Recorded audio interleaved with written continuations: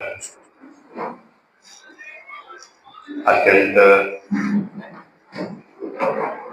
महत्वाच्या बैठकीला एका छोट्याशा निमंत्रणावर आपण सर्वजण उपस्थित आहात.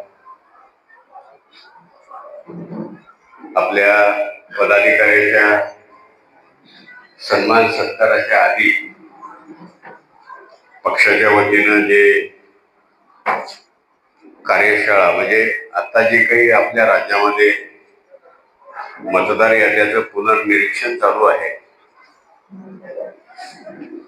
त्या बाबतीतलं जे काही मार्गदर्शन आणि कार्यशाळा जवळपास मला वाटते 1.25 तास अगदी आपल्या गावागावात चालू असलेलं जे काही मतदाराच्या नोंदण्या आणि त्याचं पुनर्निरीक्षण आणि त्याच्यातले बारकावे आपल्याला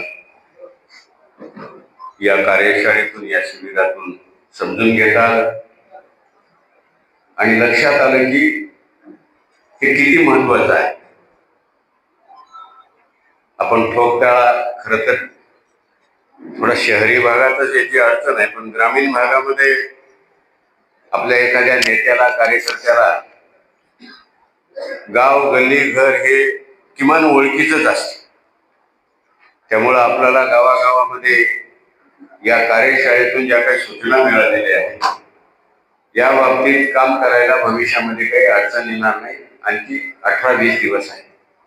माझी आपल्या सगळ्यांना विनंती आहे, जमलेले आपण गेले म्हणजे जिथं बूथ प्रमुख आपण नेमले आणि आता नवनिर्वाचित निवड झालेले सर्व पदाधिकारी छोटे असो मोठे असो, तालुक्याचा अध्यक्ष असो की शाखेचा प्रमुख असो, या सगळ्यांनी या सगळ्या कामामध्ये थोडं मन घालावं. कारण येणाऱ्या सगळ्या उद्याच्या ज्या काही निवडणुका आहेत, जिल्हा परिषद असतील, पंचायत समिती असतील, विधानसभा, लोकसभा, याचा मोठा परिणाम अनेक वेळेला 1000-2000 मताच्या फरकाने सुद्धा जागा जातात.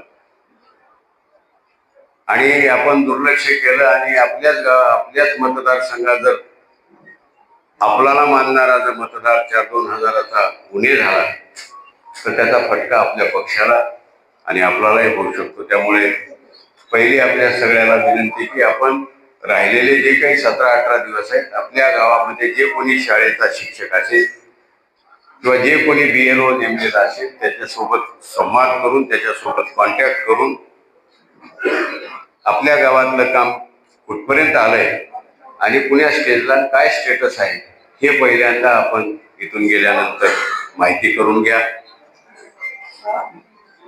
उलट आपली त्यांना मोठी मदत होणार आहे. कारण आपल्याला जे काही इथं जे काही आज प्रशिक्षण मिळालं अशोकराव, त्यातून बऱ्यापैकी चांगली म्हणजे BLOला तरी माहिती आहे की नाही त्याच्याही पेक्षा जास्तीची माहिती पक्षाच्या वतीने आपल्या सगळ्यांसमोर दिली. मी दुसऱ्यांदा तुमच्या मनापासून आभार व्यक्त करणार आहे एका कामासाठी की 29 तारखेला आपल्या सगळ्यांचा लोहाच्या बैल बाजार मैदानावर आपल्या सगळ्यांचा जाहीर प्रवेश झाला आणि प्रवेशाच्या आधी सुद्धा आपली इथंच मला वाटते बैठक झाली होती. सगळ्यांची मतं आपण जाणून बी घेतली होती आणि सगळ्यांनी संमती दिली होती की अण्णा एकनाथराव शिंदे साहेब हे आज महाराष्ट्रातले अत्यंत धाडसी समाज उपयोगी निर्णय घेणारे आणि आज घडीला महाराष्ट्रात त्यांच्या तोडीचा दुसरा नेता नाही. जर आपल्या बळीराजाच्या पदरात भविष्यात काही मोठं गिफ्ट मिळवायचं असेल किंवा मोठी काहीतरी बाब मिळवायची असेल, जे वर्षानुवर्ष आपला शेतकरी समाज आपला बळीराजा, ठीक आहे ज्या काही कर्जमाफ्या होतात, अनुदान मिळतात, या सरकारच्या जबाबदाऱ्या ते तर प्रत्येक सरकाराच्याही काळात कमी अधिक होतात. पण हा काय त्याच्यावरचा अंतिम उपाय नाही. या राज्यातल्या जर शेतकरी समाजाच्या अडीअडचणी दूर करायच्या असेल, इथं होणाऱ्या शेतकऱ्याच्या आत्महत्या थांबवायच्या असेल, तर त्याला एका मोठ्या डोनेशनची गरज आहे, मोठ्या गिफ्टची गरज आहे, मोठ्या ऑपरेशनची गरज आहे. आणि ते धाडस, ते हिम्मत आणि ती नियत फक्त एकनाथराव शिंदे साहेबांच्या मध्ये आज तरी दिसते आहे. कारण मागील 2.5 वर्षात त्यांनी जे काही धाडसाचे आणि काही आमची हरकत नाही, कारण तुम्ही आम्ही सगळेजण 30-40 वर्ष शेतकरी समाजाचं, कष्टकरी समाजाचा दिवस सुखाचा व्हावा म्हणून जेलमध्ये गेलेले, पोलिसाच्या लाट्याकाट्या खाल्लेले, आंदोलन चळवळी केलेले आपण या क्षेत्रातले सर्व कार्यकर्ते होतो. आणि या बाबतीत सगळ्यांनी तो निर्णय दिल्यानंतर आपण 29 मार्चला तो सामुदायिक प्रवेश केला. खर तर आता कॅमेरे लागलेत, मी बोलू नये, पण मला अनेक जणांनी सांगितलं होतं. मला वाटतं मी आदल्या दिवशी जागा आणि मांडव बघायला गेलो होतो. ते स्टेज वगैरे दिलीप दादांना कसं घातलंय काय नाही बघायला आदल्या दिवशी रात्री गेलत्या महाराज. तर तिथं काही आमचा 1-2 पत्रकार मित्र मला म्हणले की अण्णा, लोह्यामध्ये कुजबूज आहे की गेली 10 वर्ष अण्णाच्या हातात आमदारकी नाही, खासदारकी नाही, सत्ता नाही, आणि एवढं मोठं बैल बाजार मैदान कसं काय निवडलं, कुणाच्या जीवावर निवडलं. बरेचसे कार्यकर्ते जवळचे इकडं तिकडं झाले, आणि बघा अण्णा कशी फजिती होते म्हणाले, बघा तुम्ही उद्या म्हणाले. आता मी काही त्याला तिथं उत्तर दिलं नाही, कारण मला माहित होतं की गेली 40 वर्षापासून या क्षेत्राची, कच्च्या बच्च्याशी, लहान मोठ्याशी मी संबंधित असलेला कार्यकर्ता आहे. 2-2 वेळा या मतदारसंघाच्या पदयात्रा केलेला कार्यकर्ता आहे. जरी पदावर नसेल तरी असा कोणताही या मतदारसंघातला वाडी तंडा नाही, अगदी गोटक्याचा तंडा सुद्धा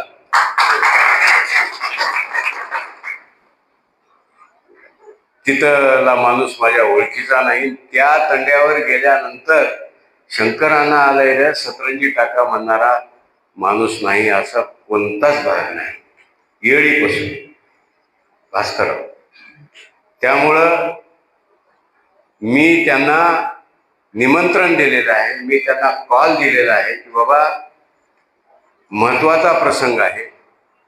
या राज्याचे उपमुख्यमंत्री, धाडशी नेतृत्व आणि सर्व अर्थाने परिपूर्ण असलेलं नेतृत्व आपल्या क्षेत्रात येत आहे. आणि माझ्या तुम्ही विनंतीला आपण यावं अशी सूचना केली होती.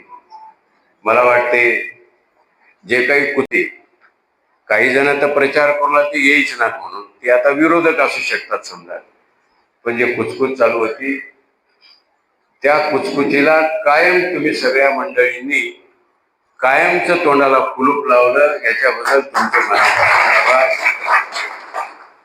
ती जी काही सभा लोह्याच्या बैल बाजार मैदानावरली यशस्वी झाली,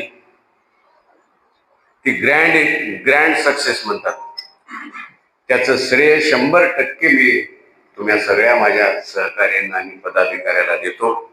कारण इतक्या काळात त्या दिवशी एकादश, गावगाव कीर्तन, महादेवाचे लग्न, आणि सगळ्यात महत्वाचं म्हणजे तुमच्या कानात एक गोष्ट सांगतो.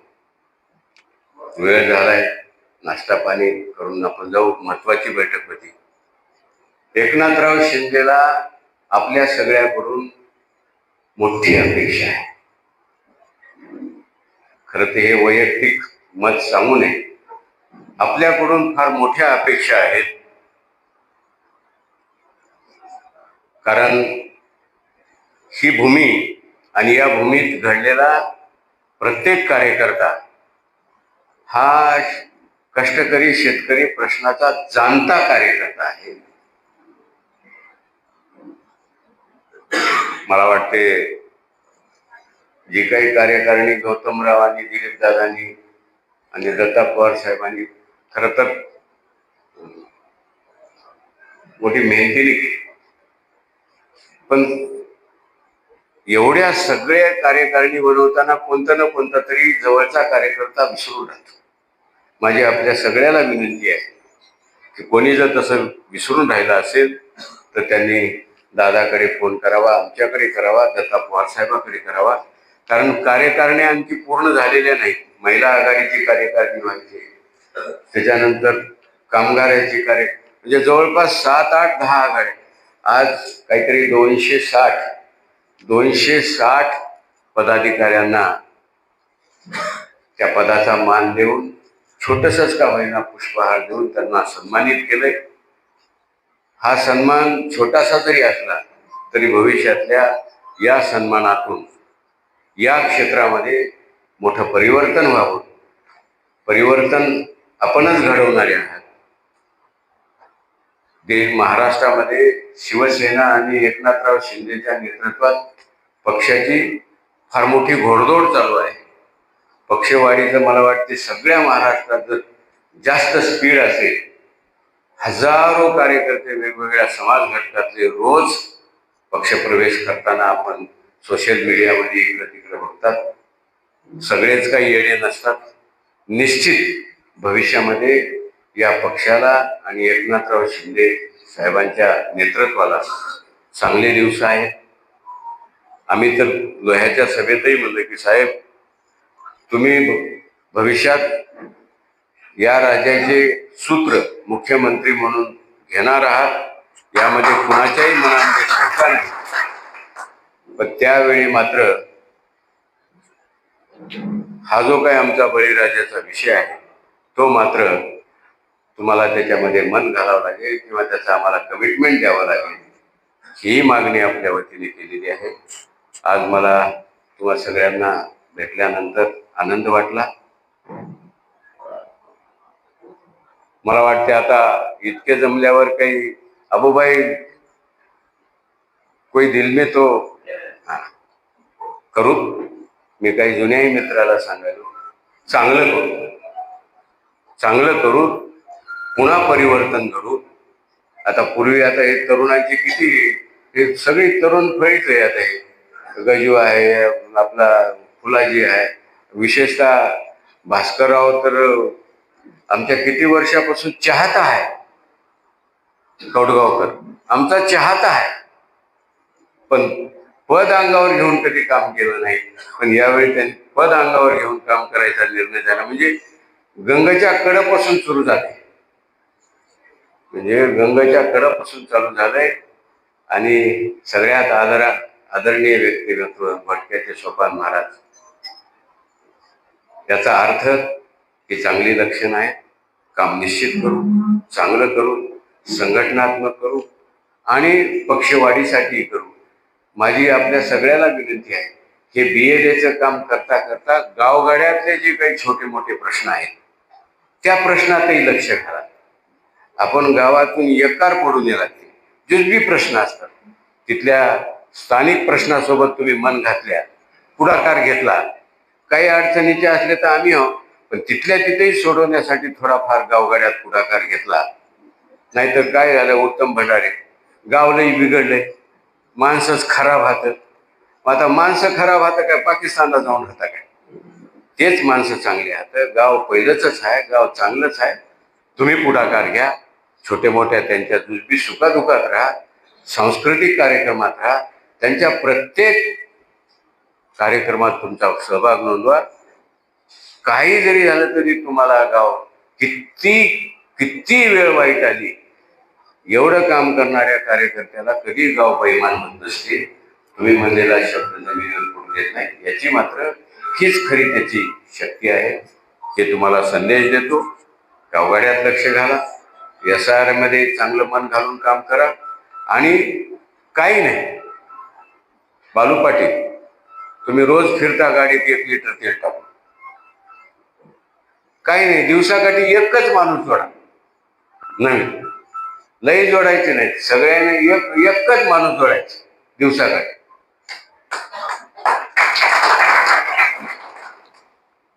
जमल की नाही? त्याला कार्दा खूप चहा पाजवा, दोस्ती करा, दिवसाकाठी एक माणूस जोडा, बघा गुन्हाकार कसा होते तेव्हा. हे सुरू तर करा.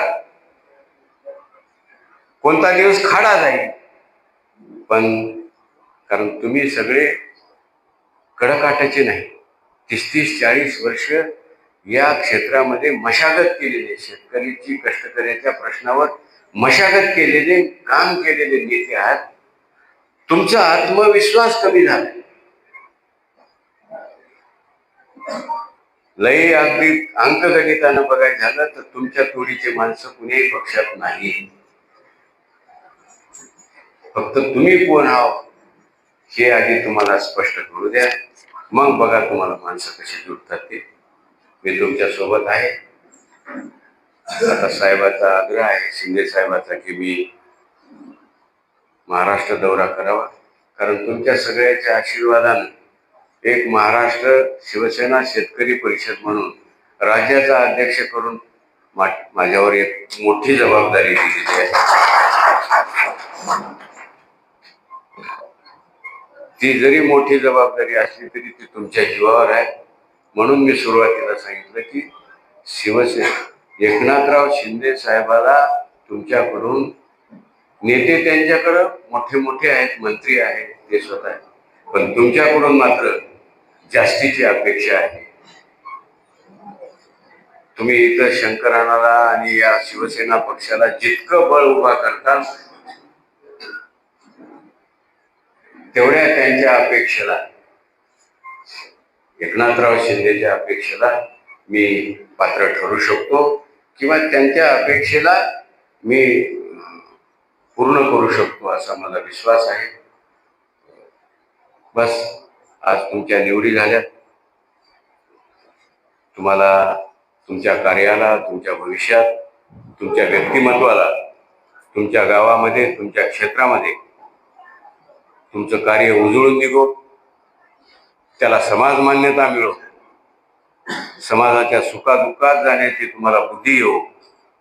हे पद, हे नुसतं पद नाही, हे नुसतं पुष्पहार नाही, तर ही कामाची जिम्मेदारी आहे, सामाजिक कामाची जिम्मेदारी आहे.